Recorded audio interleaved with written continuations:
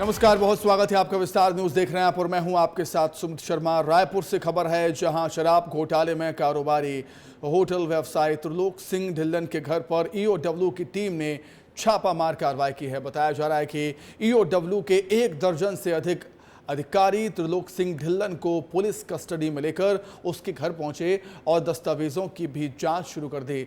पिछले दिनों ईओडब्ल्यू ने जब घर पर छापा मारा था, उस समय त्रिलोक सिंह ढिल्लन घर से गायब थे। छापे की कार्रवाई के दौरान बहुत से अलमीरा सील कर दिए गए थे। बताया जा रहा है कि त्रिलोक सिंह ढिल्लन का पुलिस रिमांड आज खत्म हो रहा है। शाम के समय त्रिलोक को कोर्ट में पेश किया जाएगा। छत्तीसगढ़ में सभी सीटों पर वोटिंग हो चुकी है, जिसके बाद अब सीएम विष्णुदेव साय का बयान है। उन्होंने कहा है कि लोकतंत्र के महापर्व का समापन छत्तीसगढ़ में हो चुका है, अच्छा मतदान हुआ है। उन्होंने कहा है कि हम सभी 11 सीटें जीत रहे हैं। ये लोकतंत्र के महापर्व का समापन छत्तीसगढ़ में हो गया है। 3 चरणों में चुनाव था, तो कल 7 लोकसभा क्षेत्र का चुनाव संपन्न हुआ है और अच्छा मतदान हुआ है। और जिस तरह से हमने पूरे प्रदेश का दौरा किया है, हम पूरे विश्वास के साथ कह सकते हैं कि पूरी सीट छत्तीसगढ़ की 11 की 11 सीट भारतीय जनता पार्टी जीत रही। छत्तीसगढ़ के डिप्टी सीएम विजय शर्मा ने मीडिया से बात करते हुए शहरी क्षेत्र में हुए मतदान को लेकर बयान दिया। उन्होंने कहा है कि शहरी क्षेत्रों में कम मतदान के कई वजह हो सकते हैं। इसके अलावा उन्होंने भूपेश बघेल के यूपी दौरे पर निशाना साधा। लोकसभा चुनाव में 400 सीटें जीतने का दावा भी किया।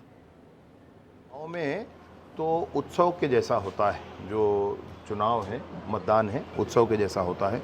सब लोग मिलकर इस काम को करते हैं। तो ये दोनों ही बातें हैं। शहर में भी और अधिक मतदान होना चाहिए। यूपी में काबा ये चला था और भूपेश बघेल जी गए थे तो यूपी में 2 बार हुआ था। तो इस बार भी अगर वो यूपी जा रहे हैं तो ऐसा ही कुछ भाजपा के लिए शगुन होने वाला है। दूसरे चरण के मतदान के बाद लगभग 100 सीटें भाजपा की बन रही थी, इसका आकलन हुआ था।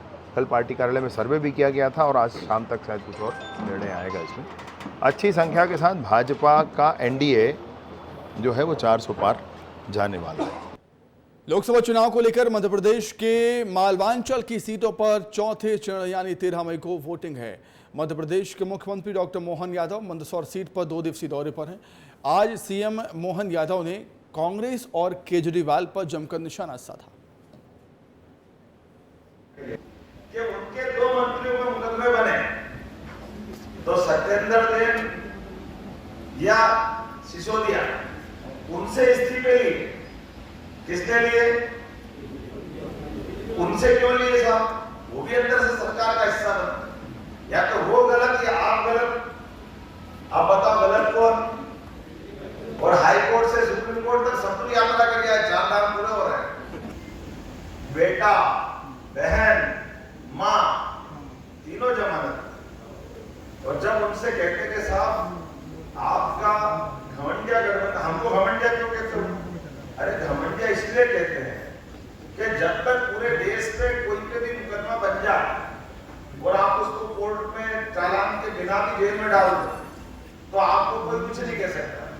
लेकिन वही कानून आप पे लगेगा तो आप कहते हैं हम पे नहीं लगना चाहिए, हम पे नहीं लगना चाहिए। मध्य प्रदेश में बीजेपी में दल बदलकर शामिल हुए 2 विधायकों ने पार्टी की टेंशन बढ़ाकर रख दी है। बीजेपी में शामिल हुए दोनों ही कांग्रेस के विधायकों ने अभी भी सस्पेंस बरकरार रखा है।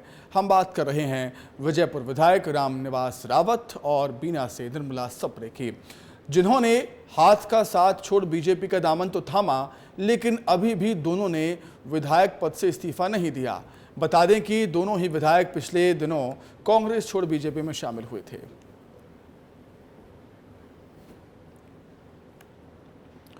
इंदौर में कांग्रेस को एक बार फिर से बड़ा झटका लगा है। विधानसभा एक के वरिष्ठ कांग्रेस नेता मंजीत सिंह टुटेजा बीजेपी में शामिल हो गए।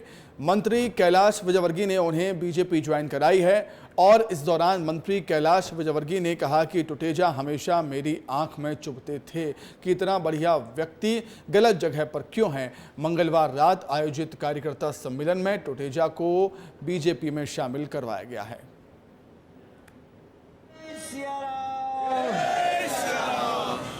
मंजीत भाई, ये मेरी आंख में चुभते थे हमेशा। इतना अच्छा आदमी अगर गलत जगह बैठा हो तो चुभेगा कि नहीं चुभेगा? चुभेगा। जो समाज सेवा करता हो, जो खराब समय में समाज के बीच में उतर कर मैदान में काम करता हो, ऐसा कार्यकर्ता अगर गलत जगह हो तो मेरे को चुभता था। पर एक बात बताऊं, खुद ही मंजीत आए मेरे पास कि मैं आपके साथ काम करना चाहता हूँ। मैं किसी नेता के साथ बीजेपी ज्वाइन नहीं करूंगा। एक बड़ी खबर बहुजन समाज पार्टी को लेकर है, जहां मायावती ने अपना उत्तराधिकारी को तत्काल प्रभाव से हटा दिया। आकाश आनंद को मिली जिम्मेदारी सिर्फ 5 महीने में ही वापस ले ली गई। आखिर क्या है इस फैसले की वजह, रिपोर्ट में देखें।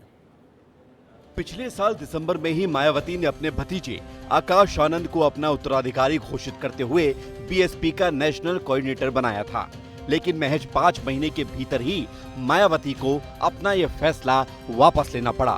बसपा सुप्रीमो ने मंगलवार को एक्स पर बयान जारी करके आकाश आनंद को नेशनल कोऑर्डिनेटर के पद और अपने उत्तराधिकारी की जिम्मेदारी से हटाने का ऐलान कर दिया है।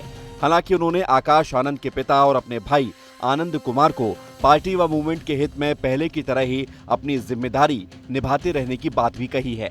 बीएसपी प्रमुख मायावती ने एक्स पर पोस्ट कर आनंद कुमार को हटाने का ऐलान किया। मायावती लिखती हैं कि पार्टी में श्री आकाश आनंद को नेशनल कोऑर्डिनेटर व अपना उत्तराधिकारी घोषित किया, किंतु पार्टी व मूवमेंट के व्यापक हित में पूर्ण परिपक्वता आने तक अभी उन्हें इन दोनों अहम जिम्मेदारियों से अलग किया जा रहा है।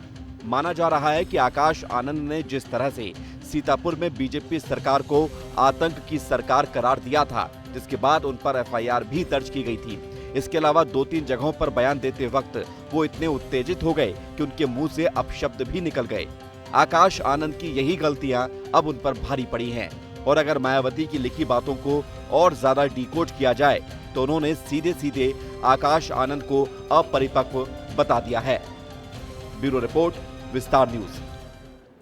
खबर इंदौर से है, जहां 13 मई को मतदान होना है। इस वोटिंग से पहले कांग्रेस ने मांग की है कि हर मतदान केंद्र पर सीसीटीवी कैमरे लगाए जाएं। कांग्रेस नेताओं की तरफ से बकायदा कलेक्टर आशीष सिंह को ज्ञापन सौंपकर यह मांग की गई।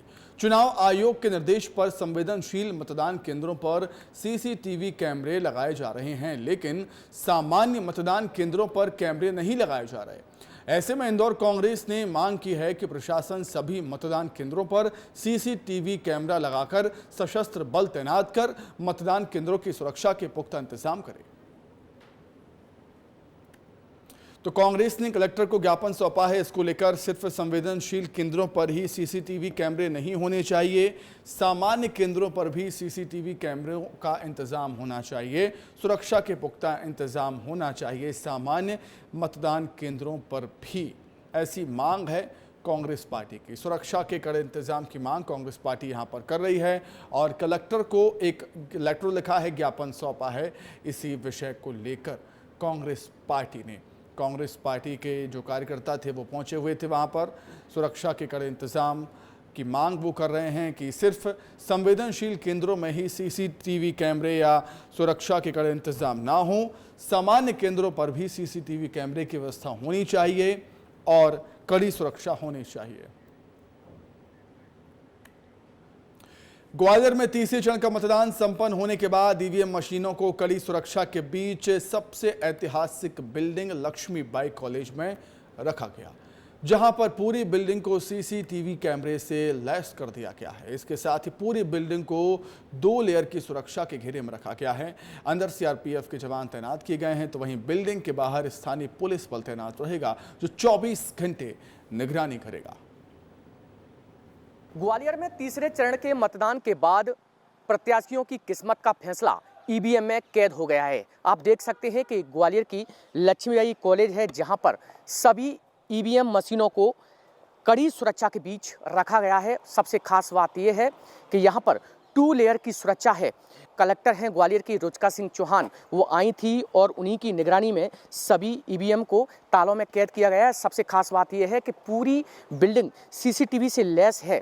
24 घंटे सीसीटीवी से निगरानी की जाएगी। इसके साथ ही यहाँ सीआरपीएफ और स्थानीय पुलिस का दल 24 घंटे मौजूद रहेगा, जो ईवीएम मशीनों की निगरानी करेगा। सबसे खास बात और है कि यहाँ पर सीसीटीवी के माध्यम से कुछ एलईडी भी यहाँ पर लगाई गई हैं, जो राजनीतिक पार्टियों के कुछ लोग आएंगे और इन एलईडी के माध्यम से देख सकते हैं कि ईवीएम की कितनी सुरक्षा है और कितनी सुरक्षाओं के बीच यहाँ पर रखा गया है।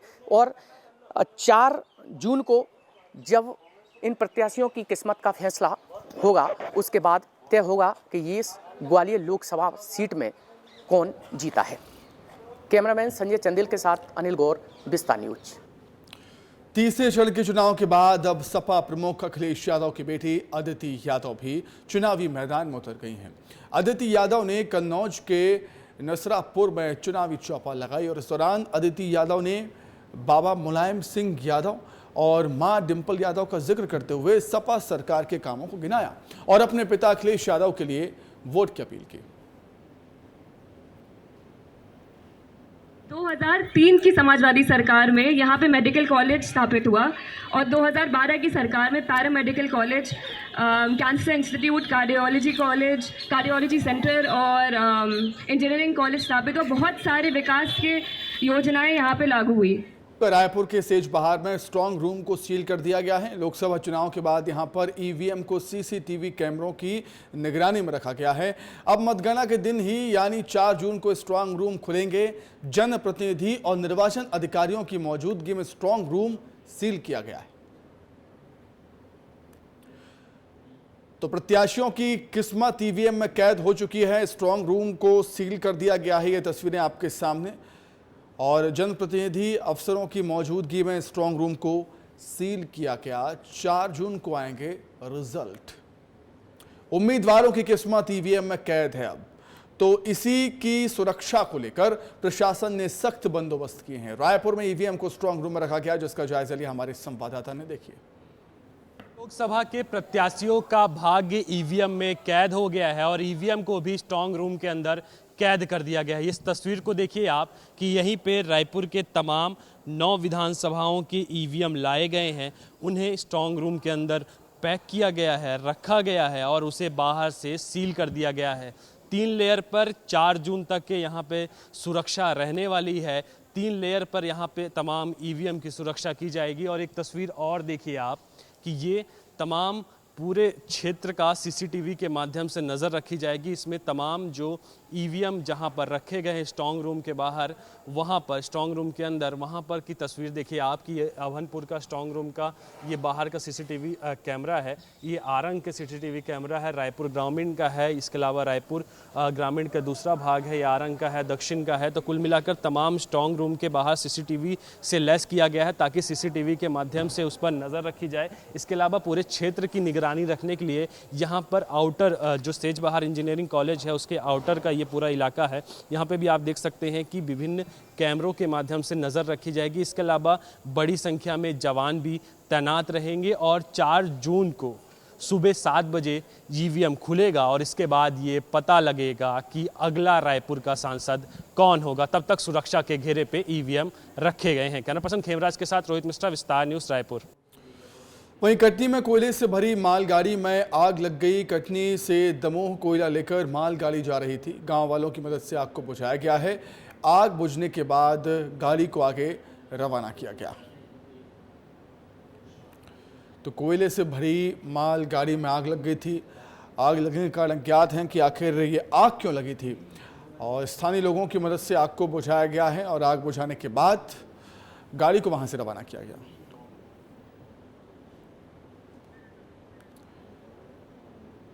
तो कटनी से खबर आपको हम बता रहे हैं, जहां पर एक मालगाड़ी में जो कि कोयले से भरी थी उसमें आग लग जाती है। ये मालगाड़ी कटनी से दमोह जा रही थी।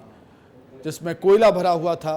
कोयले में आग लग जाती है, हालांकि आग कैसे लगती है ये कारण अज्ञात बताए जा रहे हैं, लेकिन प्राथमिकता यही होती है कि सबसे पहले आग पर काबू पाया जाए और वहीं किया गया है। गांव वालों की मदद से पुलिस प्रशासन वहां पर पहुंचता है और आग पर काबू पाया जाता है। आगे बढ़ेंगे खजुराहो के मतंगेश्वर मंदिर में अमावस्या के मौके पर श्रद्धालुओं की भीड़ देखने को मिली। सुबह से ही बड़ी संख्या में लोग पहुंचे थे। श्रद्धालुओं ने विधि विधान से शिवलिंग की पूजा अर्चना की। मतंगेश्वर मंदिर में विशेष रूप से श्रद्धालुओं की आस्था है। यहां पर अमावस्या के दिन हजारों की संख्या में श्रद्धालु पहुंचते हैं और भगवान भोलेनाथ का रुद्राभिषेक करते हैं और उनसे अपनी मनोकामनाएं पूरी होने की प्रार्थना करते हैं।